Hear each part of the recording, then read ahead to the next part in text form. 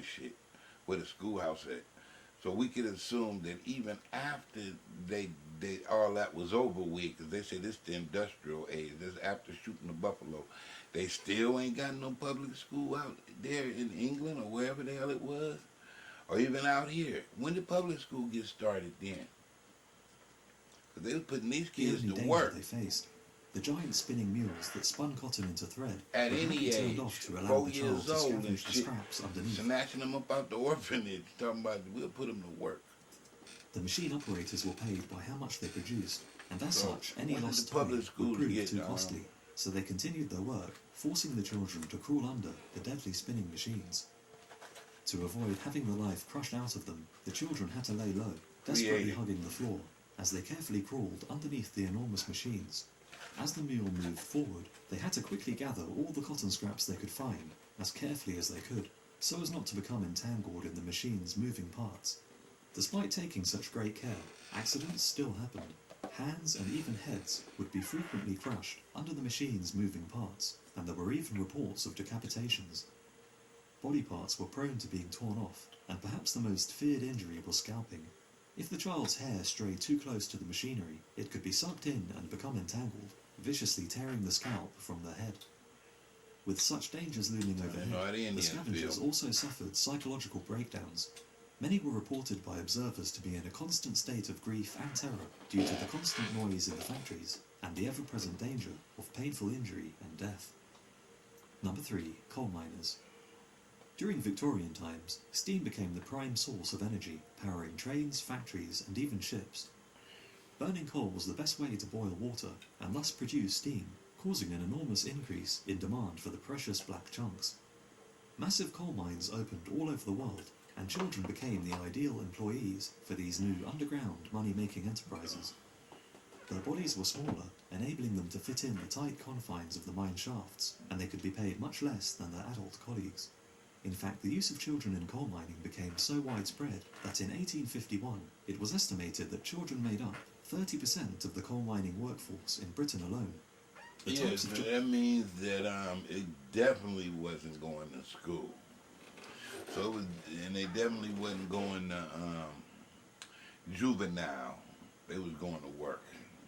Jobs the children were given were diverse, but all of them involved working in horrendous and dangerous conditions. Above ground, breaker boys spent 10 hours a day, 6 days per week, toiling to remove impurities from the mined coal. They would spend their day sitting on wooden chairs, hunched over conveyor belts, picking sharp pieces of slate out of the coal by hand, without the luxury of gloves. By the end of the day, their fingers could often be covered in open cuts, and it was not unusual for boys to have their fingers torn off after getting them trapped in the moving conveyor belts. Many others would lose limbs, or even be crushed to death after being pulled inside the giant gears which powered the machines. Below ground, trappers were often the youngest employees, some just 8 years of age. Their job was simply to open and close the trap doors, which allowed fresh air to flow through the mine, and they would often spend up to 12 hours a day, alone and in total darkness, deep within the mine. Although the work was not hard, it was mind-numbingly boring and fraught with danger. Hurriers and thrusters were older and stronger children who were given the labour-intensive job of pushing and pulling the coal-laden carts, which could easily weigh over 600 pounds, through cramped roadways which were sometimes as low as 16 inches. One child would pull the cart, while the other pushed, their elbows and knees scraping against the rocky surface, with the pusher often using their heads to help push against the heavy cart, resulting in the hair on the child's head wearing off, leaving them bald. Hours were long for everybody, and work could often begin at 2 in the morning, with the child remaining in the mine for up to 18 hours.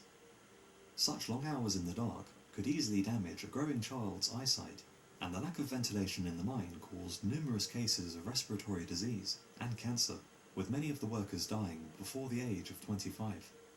The young workers lived with the ever-present fear of explosions and cave-ins, knowing that at any moment they could be blown to pieces or buried alive.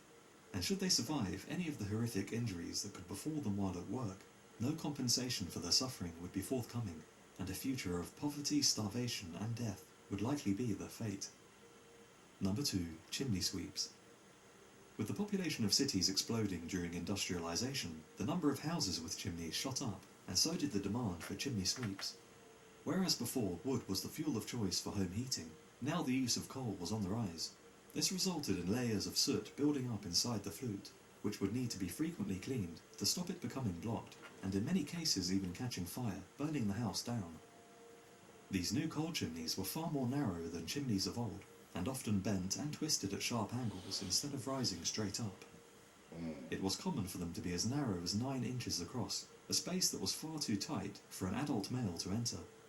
As such, small children as young as 4 years old were recruited as apprentices and made to climb up the chimneys to dislodge the soot, usually holding a brush above his head and shimmying up the flue, using the brush to remove any loose soot and a scraper to dislodge any solid pieces. Once at the top of the chimney, you can see it. That's the diploma. That's your high school diploma right there. So I don't know why they keep talking about how much they trying to save the kids. It looked like the kids was not on the salvation list. You know, the animals endangered list. They wasn't on the endangered list. Look at that. They done sent this little kid down the chimney full of dirt. he would then slide back down and collect the pile of soot, which could be sold as fertilizer. Full of dirt. These young children would often be taken from orphanages, bought from parents, or even kidnapped from the streets, and would be bound to their new master as indentured servants until they were adults. The master would teach his apprentice the trade and be responsible for feeding and clothing him, yet no wages would be paid to the child, who was now totally at the mercy of their new master. While some might have been raised with care, the uncomfortable truth was that many were treated like slaves and suffered terrible abuses. The boys would sleep And when they grow up, I guess they're going to do it to the next generation. under soot sacks, were rarely washed, and were often deprived food to ensure that they stayed thin and therefore able to fit inside the tight spaces of the chimney. The chimneys they were forced to clean were often And still they starved them so they could fit in the chimney. That's terrible. scorching hot, and the boys' knees and elbows would be scraped bloody by the constant rubbing against the rough bricks. The master would harden their skin by making them stand close to a hot fire and then rubbing in brine using a rough brush every evening, a process which would cause sheets of hardened skin, almost like armour, to form around the elbows and knees. The work was extremely dangerous, and boys would often get stuck inside the chimneys, becoming more tightly wedged by their panic-stricken efforts to escape, before eventually suffocating if they were not rescued in time. There were even cases where a second boy was sent up to help the trapped one, resulting in both of the boys suffocating. Stunted growth and deformity of the spine and limbs were common, due to the work forcing them to remain in twisted positions for long periods of time before their small and fragile bones had time to mature and harden. Many would go blind as a result of sores and inflammation of the eyes caused by the filthy working conditions, and asthma and even cancer were common, caused by the carcinogenic soot and constant exposure to extreme weather conditions. Even the common phrase, "light a fire under you," is linked to the young chimney sweeps. If it was deemed that the boy was working too slowly, a small fire would be lit in the fireplace, the heat from which would encourage him to move faster. Another disturbing workplace motivation tactic was to send another boy up underneath and prick pins into his feet or legs to get him working more speedily. Number 1. Powder monkeys. During some of the most famous naval battles of history, hidden away from view deep within the ships engaged in battle, were dozens of small boys known as powder monkeys, whose job was vital to a ship's survival, but also highly underrated. These boys, who were often as young as 9, were given the dangerous task of ferrying gunpowder from the ship's magazine to the artillery guns. The highly explosive nature of gunpowder meant that it was secured deep within the ship in a sealed chamber known as the magazine, so as to keep it away from anything that might ignite it, which could cause a giant explosion which would destroy the entire ship. The magazine would therefore be located quite some distance away from where it was needed during the heat of battle, and as the ship's guns continued to fire, they would eventually run out of gunpowder and require a speedy resupply. Powder monkeys would make their way to the magazine as quickly as they could, bringing back a supply of gunpowder to the gun crew they were assigned to. The boys were chosen for this task primarily because of their size. Being small and quick on their feet was a huge advantage, enabling them to move faster and more easily through the tight confines of the ship's decks. In those days, the outcome of a naval battle did not only rely on the number of guns being fired at the enemy, but also on how quickly the individual guns could be reloaded and fired again. A higher rate of fire would result in the enemy Well, we ship being definitely destroyed know or it wasn't no disabled more public rapidly, school on which could that turn the ship. course of a battle. The speed at which the powder monkeys moved could have a direct influence on whether or Yeah, not the well, ship survived the battle, and even when did affect they the outcome invent of the public battle school? itself. A single delay could spell doom for a ship and her crew, lose an entire battle, and even change the course of history. An incredible responsibility was placed on the boys' shoulders, but they rarely received the recognition they deserved. Many of the boys were kidnapped or pressed into service against their will. Their young age and tiny size made them easy targets for the press gangs. Once on board the ship, they had to quickly come to terms So with the kids didn't have realization no that they were rights back unlikely in to the ever day, see their homes pirate again. days. With no prospect of pay They got and placed at the kidnapped. bottom of the ship's hierarchy, life must have seemed Put bleak. into slavery. Yet there was worse to come, as the inexperienced boys were also given one of the most dangerous jobs on board the ship. Carrying bags of gunpowder on their back during the chaos of a battle was a risky proposition. A stray spark could turn the sack of gunpowder into a deadly bomb, and the boys also had to contend with the horrors of 19th century naval combat. Bullets and cannonballs would be constantly smashing into the ship's wooden hull, spraying clouds of vicious splinters of oak in all directions. These splinters could be inches thick, and would easily shred flesh from bone and tear off limbs. The guns themselves could dismount, crushing anyone in their path under their enormous weight, or even miss fire, spraying the surrounding area with red-hot shards of iron. During the heat of battle, many of the powder monkeys would have been killed, and the sight of men suffering with horrific injuries during his journey through the ship would have been common. Yet still the boy had to press on through the chaos. So those are my choices. Yeah, I used to think slavery was just for black people, but as I could see in this video, that ain't true. That they had these folks, like I said, crime must have been high back then in the early 1900s, because these folks, these ain't no black folks, and they got them all in here in jail with no public school.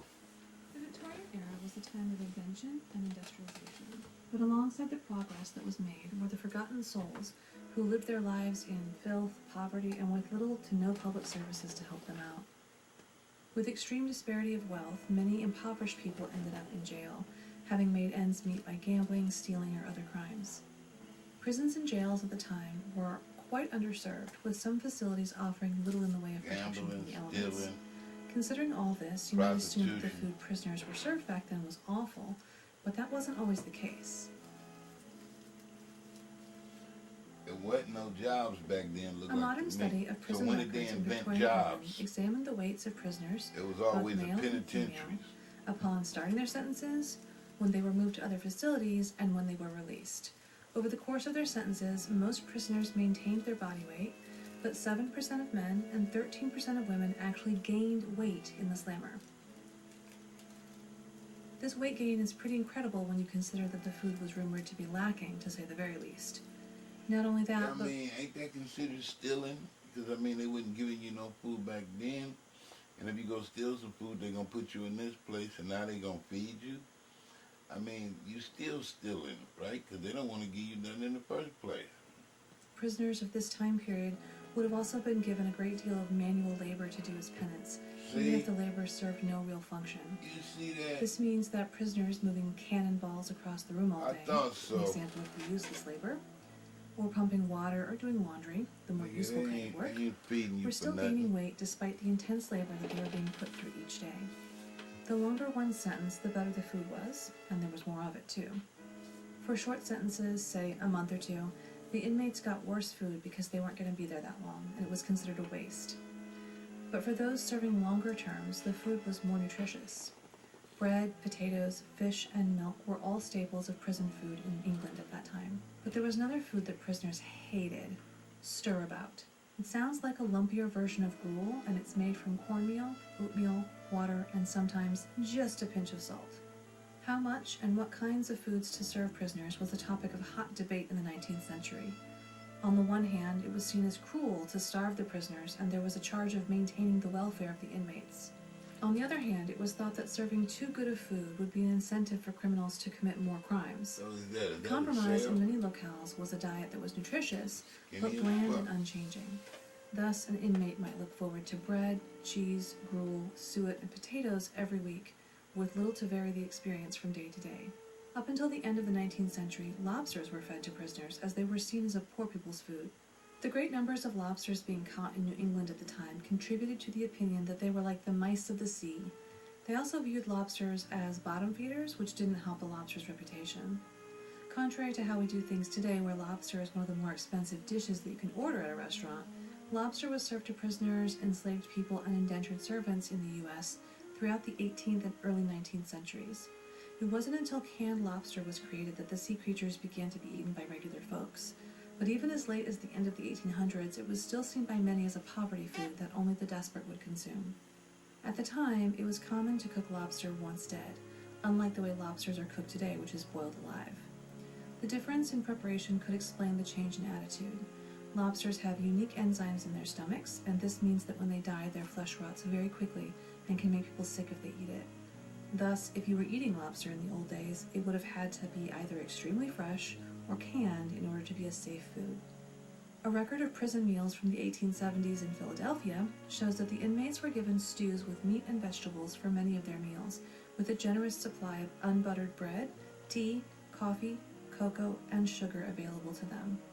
More generous portions of meat, along with precious butter for the bread, were reserved for inmates that were ill and under a doctor's care. It may not have been a culinary delight, but it does sound hard enough to sustain the prisoners fairly well. This doesn't mean that all prisons served enough food to their charges or that the food tasted good, but on the whole, it seems that the Victorians did their best to feed inmates well by the standards of the day.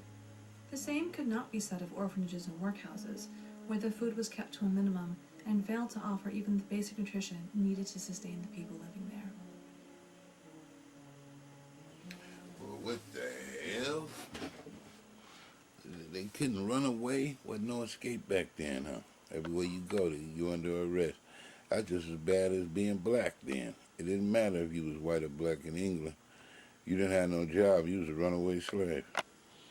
Hanged or sent overseas, but it was rough. One of the great 150 years privileges of ago. working at History Hit and making films together with our team at Timeline is the access we get to extraordinary historical locations. Like this one, Stonehenge. I'm right in the middle of the stone circle now. It is an absolutely extraordinary place to visit. If you want to watch a documentary like the one we're producing here, go to History Hit TV. It's like Netflix for history. And if you... And isolation. But with everyone from Strangeways, Pentonville, Wormwood Scrubs, Dartmoor, and countless other prisons were built in the 19th century. Cannot begin to imagine what the conditions were like. Just like prisons today, this monumental institution dealt with everyone from violent offenders. And he was obviously a hooligan, and with a vicious temper. He was a hooligan with a vicious temper. It's a bit of a tacky crime, really, isn't it? It's a bit like sort of tax dodging. He's just been siphoning away money. I'm a bit embarrassed about him at the moment.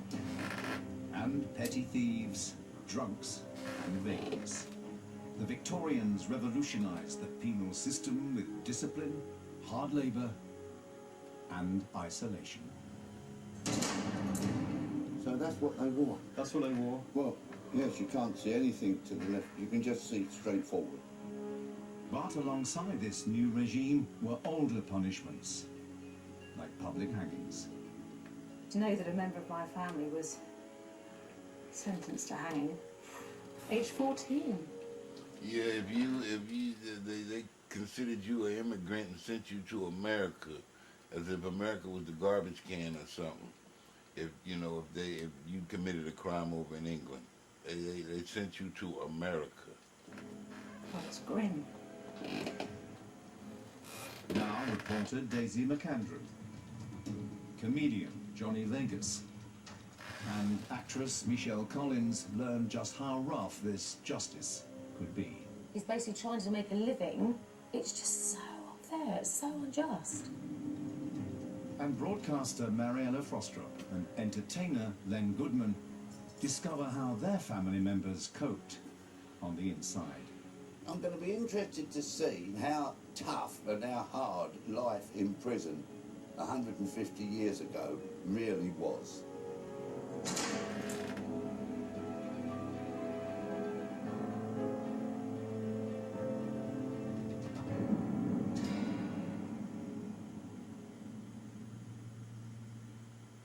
Grinded men good. Secrets from the Clink. Colonel Clink. There are currently over 85,000 people locked up in Britain today. But 200 years ago, most criminals were either hanged or transported overseas. To America. At the start of the 19th century, jails contained fewer than 10,000 prisoners, but these numbers would increase exponentially during Victoria's reign.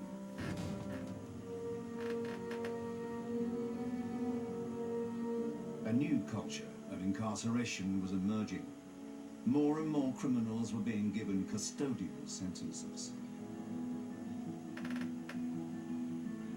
One such case was Philip Haynes, 4 times great-grandfather of comedian, actor and proud northerner Johnny Vegas. I'm very respectful of the law. I'm pretty afraid of I've had any brushes with the law. It is probably on a drunken, disorderly level. Johnny's ancestor got into trouble in the 1830s, the decade Victoria came to the throne. Let's have a look. This is taken from the Bristol Mercury. And Bristol. Now that's amazing. I thought I was pure blue blood northern. So it was found They wasn't criminals, they was in the prisoners. common, They just locked you up for anything to get free labor out you.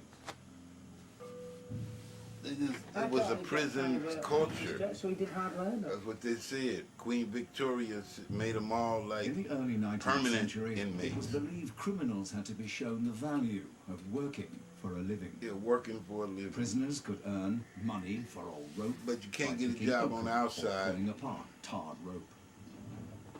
But as the century progressed, attitudes changed and hard labour became something to punish. And when did and jobs come into as will. fashion?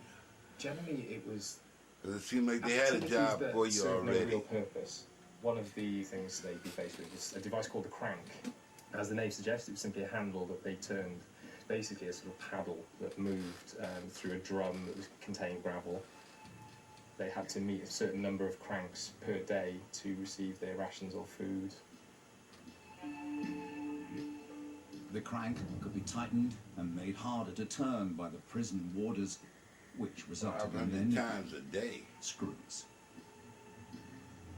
Another equally pointless device was the treadmill.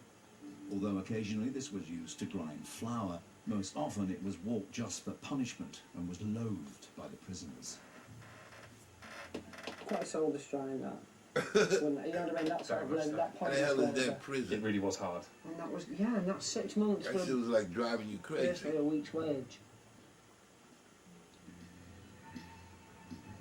Like all petty criminals, Philip served his sentence at a local jail. But in the early Victorian era, there was a massive drive to build centrally run convict prisons to house serious offenders.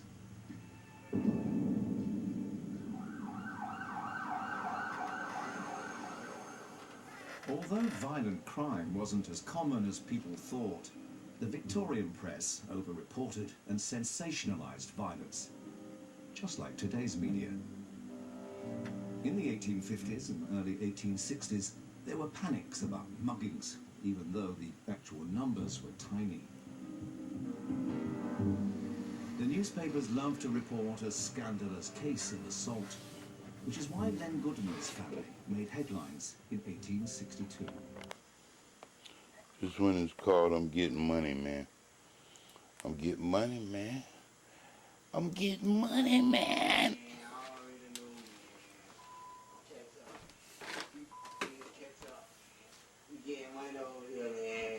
We got so much called money. We getting money over here, man. Y'all already know the story, man. We the guys, man. R.P. LeBeau, man. Hey, that one time I didn't fucking cut no. I already know the story, man. Get you some money, now you gonna forever be broke out here, man. You hear me? I don't know if you broke out here, man. Straight up, man. Please catch up, man. You please catch up, man. Don't stop, man. Don't stop, man. Hold on, man. Hold on, man. Don't stop, man. Hold on.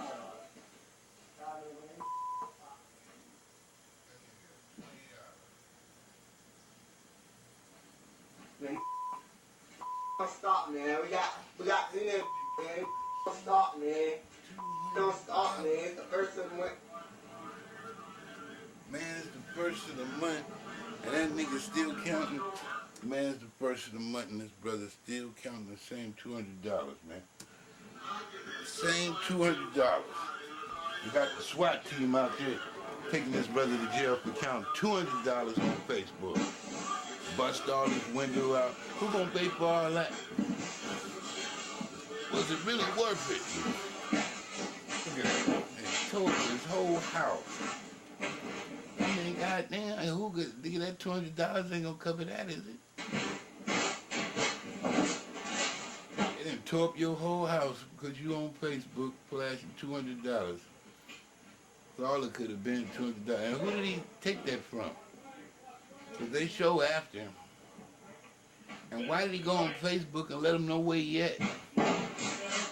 They still breaking up his house. God damn, ain't a dough left in that house. Nigga, where you hiding at the bathroom? I'm so good, y'all keep pushing. Oh, he done already ran out the front door. SWAT team, y'all keep pushing. Y'all got his ass yet? Because I seen him run out the front door where y'all at.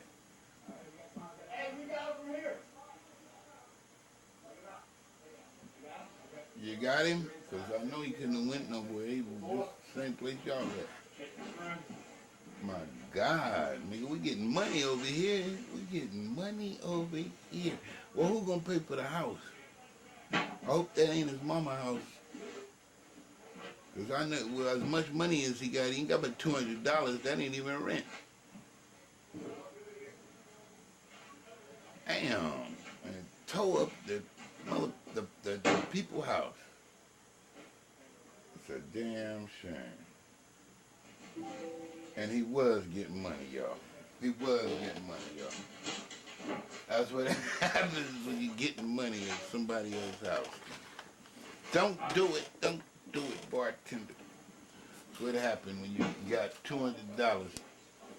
You done stole from somebody and he went on Facebook and let them know where you at, where to find their money at. They sure coming to get it.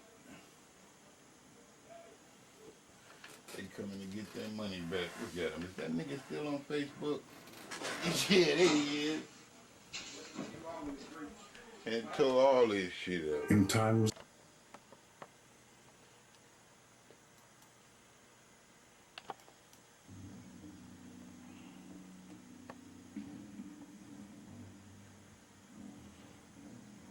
This is a domestic hit and run. This is a hit and run because they show ain't asking for no license. They ain't passing each other license. This must be a hit and run. Because he running away, he ain't asking for no license or nothing. I guess he ain't worried about who gonna pay the insurance. Oh no, he probably got enough insurance he can handle it. But this sure look like a hit and run, man. No license exchange at all. Is they gonna steal a scooter? And they ain't gonna steal a scooter? Well, what was this all about? This ain't no traffic accident video. I thought this was a traffic accident video. Damn, nigga, get your ass up. This ain't no, call the police. I thought this was hit and run. This looks like barely missed by a whisker. But this looks like barely missed by a whisker. Bartender. Signed by a judge. Video of the interaction has garnered national attention. ICE released a statement saying the officers left the scene to avoid disruption. New York's Attorney General is suing Yeah, he would have been black, they wouldn't have left the scene. Family behind the drug OxyContin. Letitia James announced It's the making lawsuit up accusing shit. the drug companies of putting profits over patient safety and creating the opioid epidemic. The Sackler family was also named in the suit. They own Purdue Pharma, which has been accused of aggressively marketing OxyContin in the 1990s. Just 2 days ago, Purdue and the Sacklers agreed to pay a $270 million settlement to the state of Oklahoma.